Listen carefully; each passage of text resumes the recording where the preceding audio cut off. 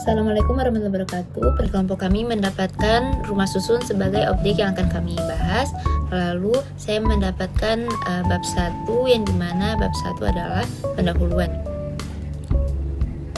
yang diawali dengan latar belakang rumah susun, yaitu perkembangan urbanisasi dan pertumbuhan penduduk di perkotaan yang semakin pesat telah menjadikan kebutuhan akan hunian yang nyaman dan layak meningkat. Seiring dengan berkurangnya lahan di perkotaan, pembangunan rumah susun menjadi salah satu solusi efektif dalam penyediaan hunian bagi masyarakat.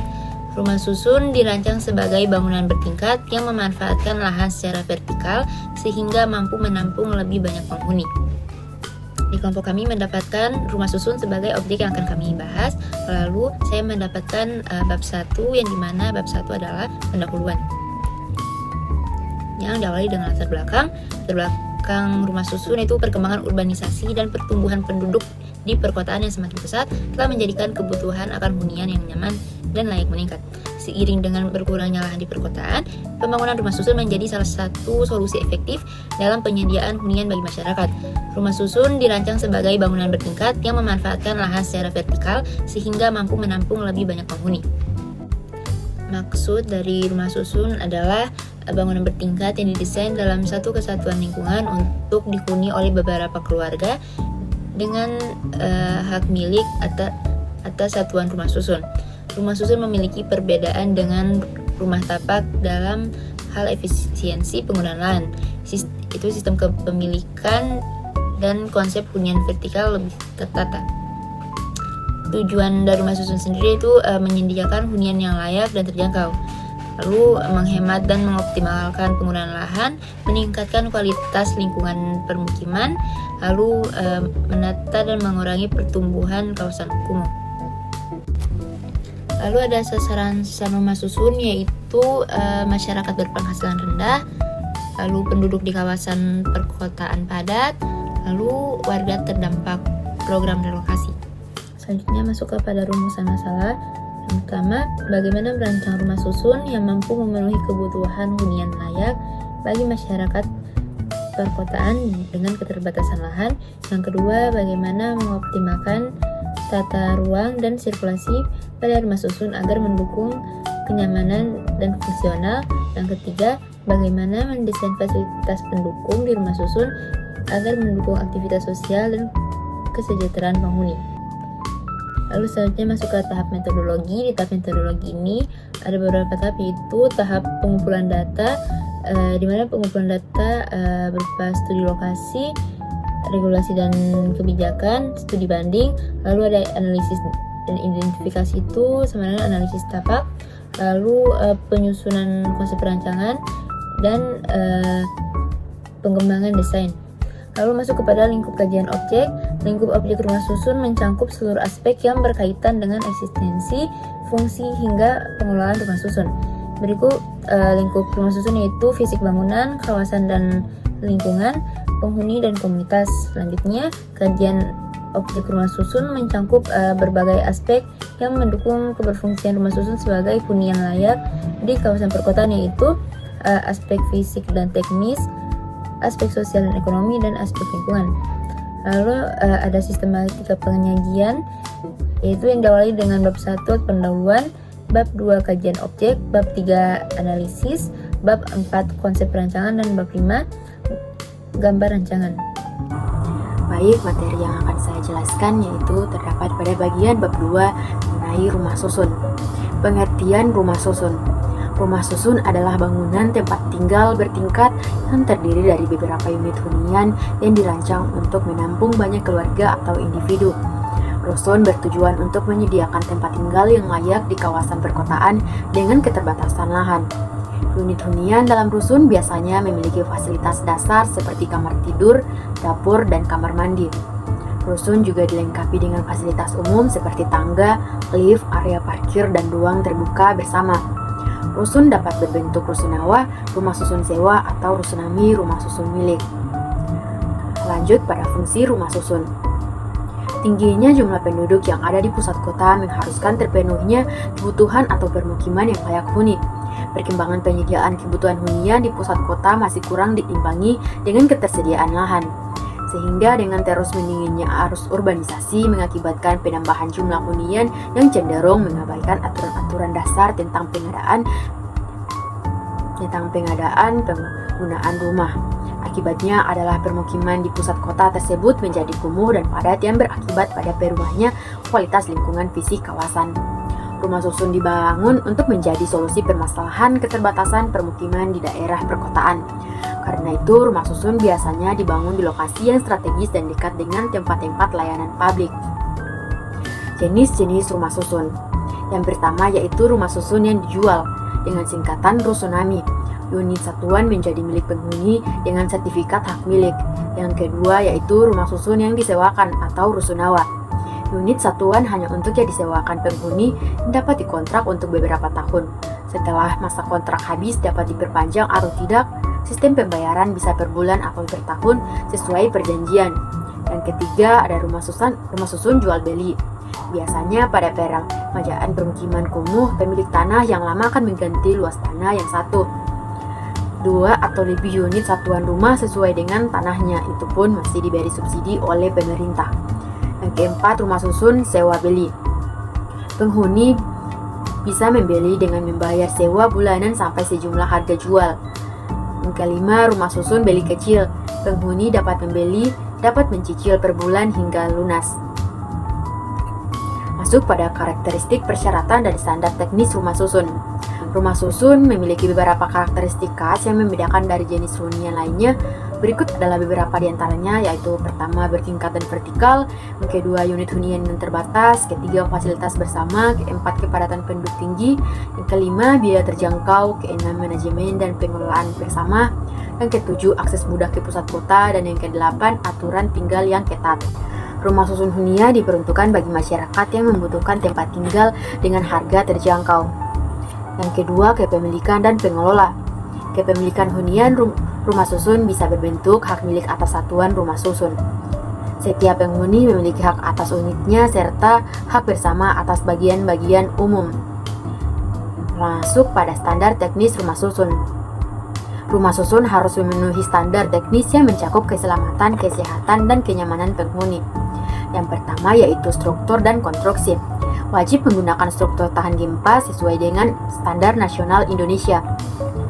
Memiliki sistem proteksi kebakaran termasuk alat pemadam api ringan atau APAR, sistem deteksi kebakaran, dan jalur evakuasi. Yang kedua, kesehatan dan kenyamanan. Ventilasi dan pencahayaan alami harus tersedia di setiap unit. Sistem pembuangan limbah harus memenuhi standar sanitasi lingkungan. Yang ketiga, aksesibilitas dan keselamatan. Setiap lantai harus memiliki jalur evakuasi yang jelas termasuk tangga darurat, lift dan akses khusus bagi penyandang disabilitas termasuk jalur landas dan pegangan tangan di area umum. Masuk pada 3 studi banding. Yang pertama yaitu berlokasi di Rumah Susun Pasar Rumput, Jakarta. Rumah susun ini berfungsi sebagai tempat hunian baru untuk merelokasi permukiman padat penduduk kumuh di daerah Kali Ciliwung. Perancangan rusun ini mengadopsi konsep mixius, yaitu penggunaan lahan campuran dalam satu gedung yang mengintegrasikan fungsi hunian dengan fasilitas komersial seperti pasar. Hal ini bertujuan untuk memaksimalkan penggunaan lahan yang terbatas di Jakarta serta menyediakan fasilitas yang dibutuhkan oleh penghuni. Yang kedua yaitu Rumah Susun Sentra Mulia Jaya, Jakarta. Rusun ini dibangun sebagai kolaborasi antara Kementerian PUPR dan Kementerian Sosial yang ditujukan bagi masyarakat rentan. Perancangan rusun ini menekankan pada penyediaan hunian yang layak dengan biaya sewa yang sangat terjangkau yaitu 10.000 per bulan. Fasilitas yang disediakan meliputi ruang keluarga, 2 kamar tidur, dapur, dan kamar mandi, dengan tujuan mendukung kehidupan yang layak bagi kelompok rentan. Yang ketiga yaitu Rumah Susun Mangkubumen, Surakarta. Perancangan rusun ini menekankan pada penciptaan ruang publik yang inklusif dan nyaman bagi penghuni. Melalui proses co-design dengan warga rusun, area di tepian Kali Pepe di Solo ditransformasi menjadi ruang publik yang lebih hidup dan inklusif. Pendekatan ini bertujuan untuk meningkatkan kualitas hidup penghuni dengan menyediakan ruang interaksi sosial yang memadai. Lanjut pada kesimpulan terhadap 3 studi banding tersebut. Secara keseluruhan, ketiga rumah susun ini menunjukkan bahwa perancangan hunian vertikal tidak hanya berfokus pada penyediaan tempat tinggal, tetapi juga memperhitungkan aspek ekonomi, sosial, dan kesejahteraan penghuninya. Konsep mixed use memungkinkan integrasi antara hunian dan aktivitas ekonomi. Sementara hunian sosial berbiaya rendah memberikan akses yang lebih luas bagi masyarakat kurang mampu. Selain itu, partisipasi komunitas dalam proses perancangan menciptakan lingkungan yang lebih inklusif dan berkelanjutan. Pendekatan-pendekatan ini menjadi solusi efektif dalam meningkatkan kualitas hidup penghuni serta mengoptimalkan tata ruang perkotaan. Berikut kriteria pemilihan site secara umum. Yang pertama yaitu kesesuaian dengan peruntukan fungsi lahan berdasarkan RT RW. Pada alternatif 1, lokasi 1 mendapatkan total skor 22,5%, alternatif 2 30%, dan alternatif 3 22,5%. Yang kedua, kemudahan perolehan air bersih, listrik, dan pembuangan air limbah kotor dan hujan. Alternatif 1 mendapatkan skor 5%, alternatif 2 mendapatkan skor 7,5%, dan alternatif 3 5%. Yang ketiga yaitu kedekatan dengan fungsi strategis. Alternatif 1 mendapatkan skor 5%, alternatif 2 15%, dan alternatif 3 15%. Yang keempat yaitu ketersediaan infrastruktur yang baik. Pada alternatif 1 mendapatkan skor 10%, alternatif 2 15%, alternatif 3 10%. Yang kelima yaitu aksesibilitas yang baik. Pada alternatif 1 mendapatkan total skor 15%, alternatif 2 20%, dan alternatif 3 15%. Dari hasil jumlah total pada seluruh alternatif, yang pertama alternatif 1 dengan jumlah total 57,5%, dan alternatif 2 87,5%, dan alternatif 3 67,5%. Hasil tertinggi adalah alternatif 2 dengan hasil yang paling tinggi 87,5%. Lanjut pada kriteria pemilihan site secara khusus. Yang pertama yaitu kedekatan dengan lahan pertanian. Alternatif 1 mendapatkan skor 22,5%, alternatif 2 30%, alternatif 3 15%. Yang kedua, lokasi berada di padat penduduk. Yang pertama, alternatif 1 mendapatkan skor 15%, alternatif 2 15%, alternatif 3 20%. Yang ketiga, kedekatan dengan fungsi lahan. Alternatif 1 15%, alternatif 2 22,5%, alternatif 3 15%. Yang keempat, aksesibilitas ke pasar atau pusat distribusi hasil pertanian.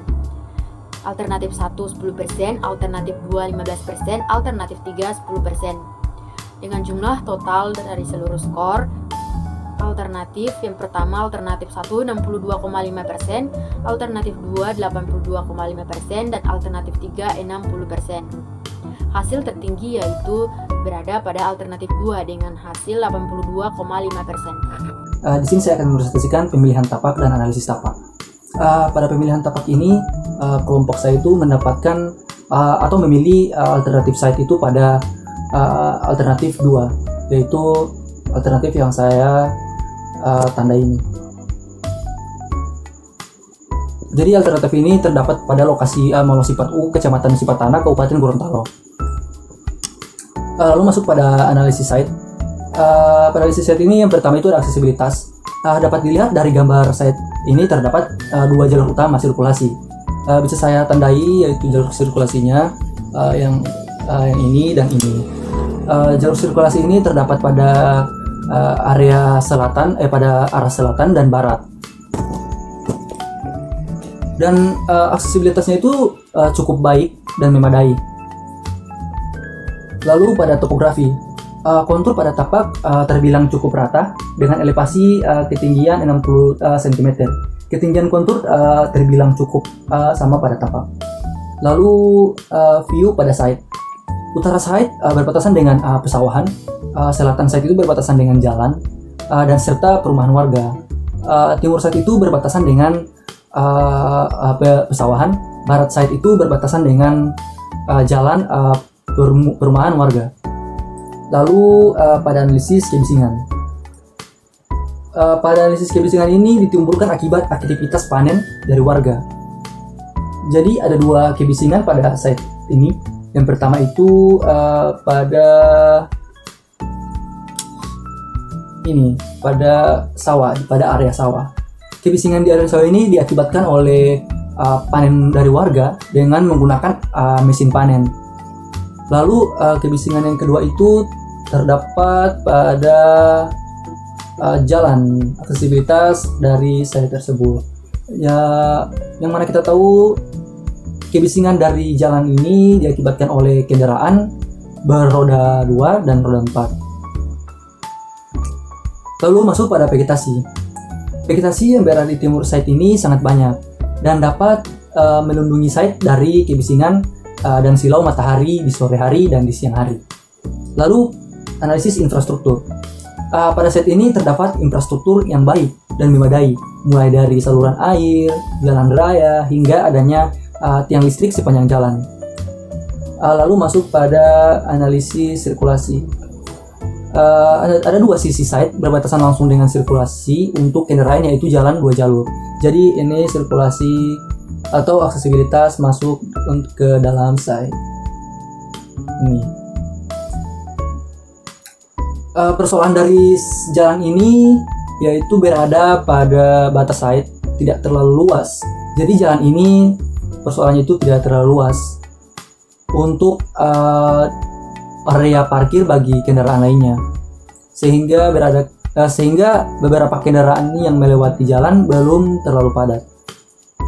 Lalu masuk pada analisis hidrologi. Di Gorontalo memiliki variasi musiman yang signifikan dalam curah hujan bulanan. Jadi persoalan dari hidrologi ini yaitu pada drainase site. Drainase pada site ini belum berfungsi dengan baik hingga berpotensi terjadinya banjir. Lalu analisis klimatologi. Analisis klimatologi ini itu menjelaskan musim panas di Gorontalo berlangsung selama 1,6 bulan dari 10 September sampai 6 November dengan suhu tertinggi harian itu rata-rata di atas 30 derajat Celcius dan tertinggi 24 derajat Celcius. Baik, kita masuk pada jenis dan pelaku aktivitas rusun. Rusunawa merupakan jenis rumah susun yang paling cocok terhadap lokasi tapak yang telah kami pilih. Hal ini dikarenakan adanya permukiman kumuh yang memiliki jarak sekitar 0,7 km dari lokasi site. Kondisi rumah hunian yang padat, tidak teratur, dan sanitasi yang buruk membuat rusunawa menjadi solusi yang tepat untuk tempat tinggal yang terjangkau. Dengan harga sewa yang rendah dan efisien, rusunawa memberikan tempat tinggal yang praktis dan fleksibel untuk seluruh kalangan masyarakat.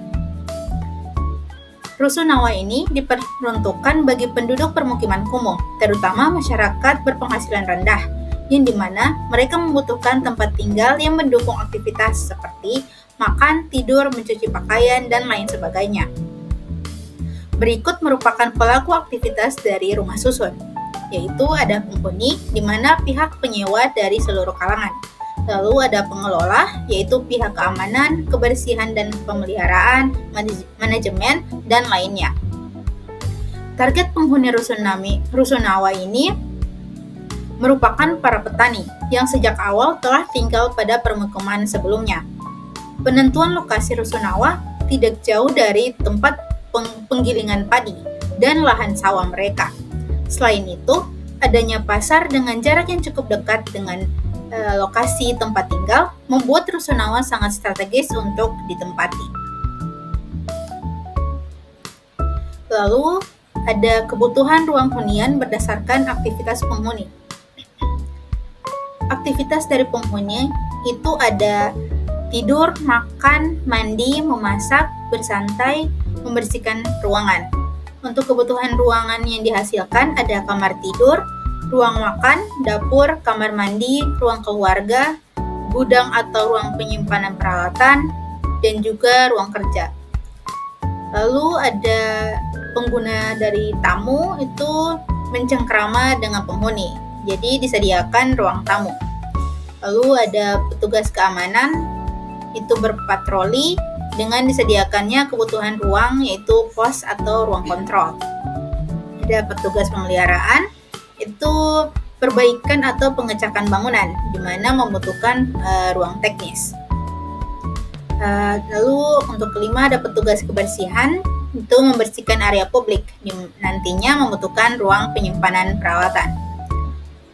Lalu terakhir ada pengelola manajemen di mana aktivitas yang mereka lakukan adalah mengatur administrasi dan operasional penghuni, mengelola keuangan dan transaksi, dan juga memarkirkan kendaraan. Untuk kebutuhan ruang yang dihasilkan ada ruang kantor pengelola, ruang arsip atau keuangan, dan juga parkiran. Saya akan menjelaskan tentang program ruang hunian. Di sini ada nama-nama ruang dan ada area-area publik, service, semi publik, dan privat. Di mana pada area publik ini ada ruang tamu, ada ruang kantor pengelola, lalu ada parkiran dan koridor. Kalau yang di service itu ada ruang makan, dapur, kamar mandi, gudang, lalu ada pos, lalu ada ruang teknis dan ruang penyimpanan. Lalu ada semi publik itu ada ruang keluarga, di privat itu ada kamar tidur, ruang kerja dan ruang arsip. Lalu di sini ada hubungan antara ruang hunian. Untuk parkiran itu memiliki hubungan langsung dengan pos jaga ke koridor. Lalu koridor di sini memiliki 2 jalur, di mana untuk jalur unit dan juga jalur untuk kantor pengelola. Di sini jika kita melewati kantor pengelola, hubungannya langsung juga dengan ruang arsip. Sedangkan untuk ke ruang unit itu ke ruang tamu, lalu ruang keluarga memiliki hubungan langsung dengan beberapa ruangan. Di situ ada kamar mandi, ruang kerja, kamar tidur, dan ruang makan. Setelah dari ruang makan, memiliki hubungan langsung dengan dapur dan gudang. Untuk kamar mandi, ruang kerja, dan ruang makan, kamar tidur itu memiliki hubungan yang tidak langsung karena harus melewati ruang keluarga. Dan juga di sini ada ruang makan dengan gudang dengan dapur, memiliki hubungan yang tidak langsung. Terakhir, berikut merupakan besaran ruang dari Rusunawa. Untuk tabel pertama merupakan perhitungan kebutuhan dari prasarana dasar lingkungan perumahan. Di sini ada parkiran dengan kapasitas 100, standar besaran ruang itu 845 meter persegi, pos jaga 9 meter persegi, koridor 1,8 meter, ruang pengelola itu 253 meter persegi, ruang arsip 6 meter persegi, ruang teknis 10 meter persegi, dan ruang perawatan 8 meter persegi. Untuk perhitungan kebutuhan ruang per unit itu ada ruang tamu dengan standar besaran ruang 10 meter persegi, ruang keluarga 9 meter persegi, kamar mandi 3,5 meter persegi, ruang kerja 9 meter persegi, kamar tidur 10 meter persegi. Untuk kamar tidur kedua dan ruang makan itu 8 meter persegi, dapur 6 meter persegi, dan gudang itu harusnya 3 meter persegi. Lalu di sebelah kanan ada tabel di mana perhitungan kebutuhan jumlah blok dan unit hunian yang dibutuhkan nantinya. Karena kapasitasnya itu 100 orang, jadi di sini dibagi menjadi 3 blok atau 3 unit. Untuk 60 orang itu dia menggunakan 15 family unit, di mana bisa diisi oleh 4 penghuni. Untuk 30 orang itu menggunakan 15 couple unit, di mana itu diisi oleh 2 penghuni. Dan terakhir ada 10 orang di mana itu menggunakan single unit, yang di mana diisi oleh 1 penghuni saja. Baik, sekian dari kami. Wassalamualaikum warahmatullahi wabarakatuh.